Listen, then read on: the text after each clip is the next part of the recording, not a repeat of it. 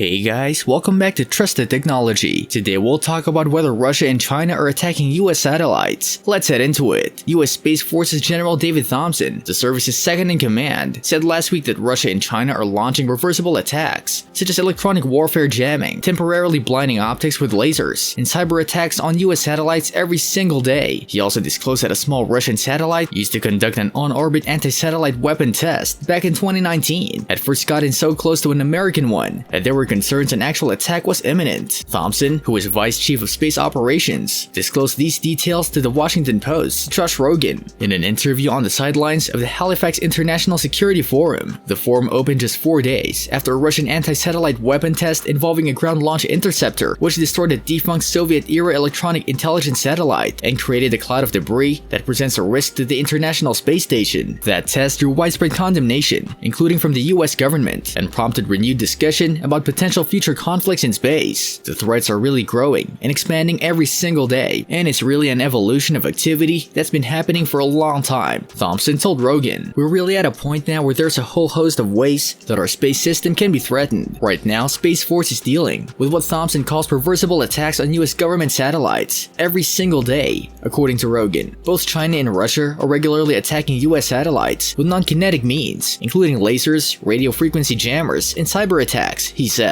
In January 2020, another small Russian satellite closely shadowed the US spy satellite, something that also elicited statements of concern from the US government. Beyond the clearly very serious implications of the 2019 incident itself, the Vice Chief of Space Operations comments underscore the challenges the US military and the rest of the US government face in deterring hostile actors or actually responding to acts of aggression in space. In recent years, American officials have increasingly pointed to policy and other problems caused by the extreme secrecy that surrounds US military activities, as well as those conducted by the US intelligence community outside the Earth's atmosphere. In another prime example of the secrecy issue, when asked, Thompson couldn't confirm or deny whether any American satellites had actually been damaged in a Russian or Chinese attack. Beyond that, he told Rogan that even if such a thing had occurred, that very fact would be classified. What Space Force's second-in-command could say adds new context and weight to a series of often vague comments from various US Air Force officials back in 2019. Space Force was formally established as a separate branch within the Department of the Air Force